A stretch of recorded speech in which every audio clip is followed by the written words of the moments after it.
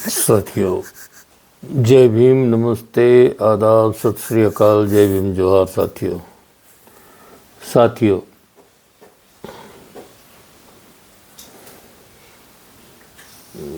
शीशा थोड़ा चमक सा रहा है।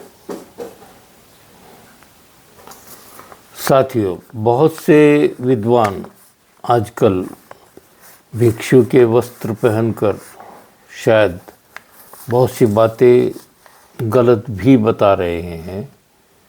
उन्होंने कहा कि माँ का और पिता का तथा उनके जन्म से या उनके स्थान से कोई लेन देन नहीं है।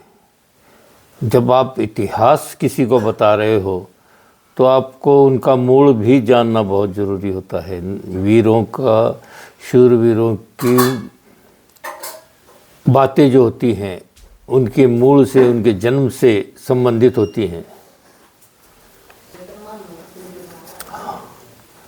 भगवान बुद्ध का जो नाम है बचपन का, सिद्धहस्त है।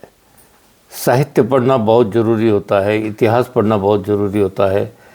मोहम्मद पैगंबर जी, यीशु मसीह जी के जन्म से पूर्व की घटना है ये। तब काल गणना उल्टी चलती थी, बाद में सही हो गई। उसके बाद में बहुत सारे 50 साल 500 साल का कोई अंतर हो सकता है जन्म का। इतनी पुरानी बातें हैं। भगवान बुद्ध का जन्म जब हुआ ये नहीं थे, ऐसा इतिहास में आज वर्णित है। तथागत जब 431 के लगभग समय कालगणना उल्टी चल रही थी, ये तब का है। 2500 साल आज हो चुके हैं। 2564-66 या 2-1 साल आगे पीछे 68 ऐसे ही बोलकर चलेंगे, आज कंप्लीट हो रहे हैं। तो हम लोग देखेंगे क्या सुधारणा हो रही थी। बहुत से गलत इतिहासकारों ने पता नहीं क्या क्या मन से बिगाड़ डाला है। इतिहास को बहुत अलग तरीके से अपने नए नए प्रयोगों से नमक मिर्च लगाकर परोसने की कोशिश की है। तथागत के चरित्र का हनन करने की कोशिश की गई है कि उनको पहली बार बूढ़ा दिखा, मृत्युशैया पर कोई व्यक्ति दिखा, जर्जर शरीर वाला कोई बूढ़ा दिखा, या उनके घर में कोई मृत्यु ही नहीं हुई थी, ऐसी बातें बतलाई जाती हैं। और यशोधरा को और अपने बच्चे राहुल को सोता हुआ छोड़कर जंगलों में निकल गए। पता नहीं, तरह तरह की रंजक कहानियाँ जोड़ने का काम कुछ इतिहासकार कर ही रहे हैं भारत में। ये गलत है। उन दिनों रोहिणी नदी के जल बंटवारे के ऊपर खूनी संघर्ष हो रहा था, आपसी टकराव, रक्तपात, बेवजह खून खराबा हो रहा था। और उस समय युवा सिद्धार्थ को ये सब पसंद नहीं आ रहा था। उन्होंने उस समय सदस्यत्व की कोई फीस हुआ करती थी, वो नहीं भरने की वजह से और अपना कुछ मुद्दा समाज के समक्ष रखना गलत माना जाता था। पहले उनको अपने नाम का रजिस्ट्रेशन कराना होता था। उस समय भी बहुत सारे कड़क नियम थे, समाज के कठोर नियम थे। सिद्धार्थ का वैसे कोई रजिस्ट्रेशन नहीं होते हुए उन्होंने समाज के समक्ष कुछ मुद्दे रखे कि ये जो जल बंटवारा है आपसी खूनी खराबे से बेहतर है कि बैठकर कोई नतीजा निकालें, मध्यम मार्ग निकालें। तो शक्यों के कुछ अन्य लोगों ने इनके बारे में कड़क फैसला किया कि इनको, इनके पूरे परिवार को बहिष्कृत कर दिया जाए। उस समय ये जो पंच हुआ करते था, ये सबसे निर्णायक संघ माना जाता था, जन नायक हुआ करते थे। उस समय 5 लोग जो फैसला दे दिया करते थे वो बाकियों को मानना ही पड़ता था। तब सिद्धार्थ ने कहा कि नहीं, अगर मैं कुछ कसूरवार हूँ तो दोष मेरा है और सज़ा मुझे मिलनी चाहिए, इसमें मेरे परिवार को कोई तकलीफ़ नहीं होनी चाहिए। तो उन्होंने तब गृह त्याग किया था और उसी को अभिनिष्क्रमण यह संज्ञा है, गृह त्याग की संज्ञा। इतिहास का मूल हमें मालूम होना चाहिए, तभी हम व्यक्ति सच को स्थापित कर सकते हैं। गलत भ्रांतियां अगर समाज में रही रूढ़, तो वो किसी के काम की, किसी के उपयोग की नहीं होती हैं। अपने जीवन काल में सभी मृत्यु देखते हैं, सभी जर्जर शरीर वाले लोगों को साक्षात मिलता है। सारी बातें अनुभूति के तौर पे इंसान को ये जीवन चक्र में मिलता है। कोई ऐसी बात ही नहीं होती कि किसी चीज़ से उसको अलग रखा जाए और उसे पता ही नहीं चलता है। ये सारी मन गढ़ंत और कपोल कल्पनाएं लगती हैं। इसीलिए हमें सत्य के साथ जुड़ना चाहिए।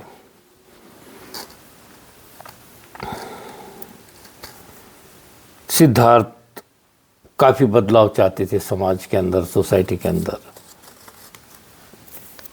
देखिए अभी कैसा होता है कि जहाँ जहाँ तथागत बुद्ध का धम्म और जहाँ जन्म लिया था, आज वो हिस्सा तोड़कर अलग राष्ट्र निर्माण कर दिया है। जहाँ जहाँ बौद्धों की संस्कृति है, उन हिस्सों को तोड़कर किसी और को दान दिया जाता है। पाकिस्तान का बंटवारा हुआ, तक्षशिला हमारी चली गई, विद्यापीठ थी, बहुत बड़ा नुकसान हुआ। बंटवारा करने वाले लोगों को क्या है, वो यहाँ के अगर होते तो उन्हें लगा होता, वो अटैचमेंट होता और वो 2 टुकड़े कभी न करते। फिर और बांग्लादेश जो बौद्ध कल्चर का गढ़ था, उसको भी तोड़कर पाकिस्तान के हवाले कर दिया। 1971 की बात है, ये तो इंदिरा जी के पीरियड की बात है। तो हमें चाहिए कि सच्चा इतिहास हमारा कैसा हम सुरक्षित रख सकते हैं। गलत इतिहासकारों की रचनाएं या व्हाट्सएप और यूट्यूब पर गलत इतिहास को सुनकर निर्णय नहीं लिया जाना चाहिए। आज भी वो खंडहर हो गए हैं, तो भी हमारी भारत सरकार उनको सुरक्षित रखने की कोई भी कोशिश नहीं करते। सारी ईंटें गायब हो रही हैं, सब एक दिन समूह उच्चाटन हो जाएगा उसका, और ये एज इट इज़ रखने की कोशिश कर रहे हैं। पता नहीं इन्हें क्या हो रहा है। अगर इनका और उस धर्म से कुछ रिलेशन होता तो शायद ये बहुत अच्छा उस पर पैसे खर्चते। राज का खजाना तब वहाँ खर्च हो जाता। यहाँ 6-7 धर्म हैं अलग अलग, तो इतनी खूबसूरती है भारत देश की। जैन, सिखिज़म, बुद्धिज़्म, मुस्लिम, क्रिश्चियनिटी, पारसी, कितने सारे विविधता है, अपने अपने कल्चर हैं सबके। हम लोगों को चाहिए कि एक दूसरे का आदर करें। सरकार के अंदर ऐसी निधि का सोर्स तैयार करें कि इन सारी चीज़ों को हम अच्छी तरह से रख सकते हैं, और ये पर्यटन उद्योग के लिए बहुत सही रहेगा। बढ़ावा दिया जाना चाहिए ताकि अन्य राष्ट्रों की करेंसी हमारे देश में आए। माता महामाया जब प्रसव के लिए अपने मायके के ओर रवाना हुई, तब लुम्बिनी में सुंदर बाग बगीचे देखकर उनका मन थोड़ी देर रुककर आराम करने को हुआ और शाल वृक्ष की टहनी को ऐसे थाम कर जैसे ही रुकी, प्रसव बड़े आसानी से हो गया और सिद्धार्थ का जन्म हुआ।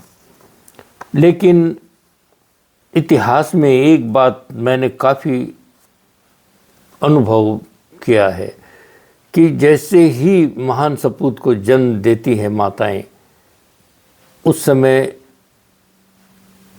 खत्म हो जाती हैं, उनका जीवन वहीं समाप्त हो जाता है। वैसे ही सिद्धार्थ के जन्म के बाद माता महामाया का निधन हो जाता है और लुम्बिनी में महामाया जी का वहाँ मंदिर है, माता महामाया का वहाँ आज भी उनका महल है। ये सारी चीज़ें आज भी मौजूद हैं, सुरक्षित है वहाँ पर लुम्बिनी में, नेपाल के अंदर। काठमांडू ये जो मंदिर है वहाँ का, अब उसका रूप बदल चुका है, स्वरूप बदल चुका है। वहाँ के जो मधेशी लोग हैं वो मूल है वहाँ के, पर उन पर भी अत्याचार होता है। अब वहाँ के लोग भी जागरूक हो रहे हैं। महामाया जी का निधन हो जाता है और अच्छी बात, समझाने वाली बात बताने के बावजूद भी सिद्धार्थ को मजबूर किया जाता है गृह त्याग के लिए और वो अच्छाई की खोज में, सच्चाई की खोज में निकल पड़ते हैं। आलार कालाम के पास बहुत सारी चीज़ें सीखने मिलती है और दूसरे गुरु के पास जाकर वहाँ भी वो सीखते हैं।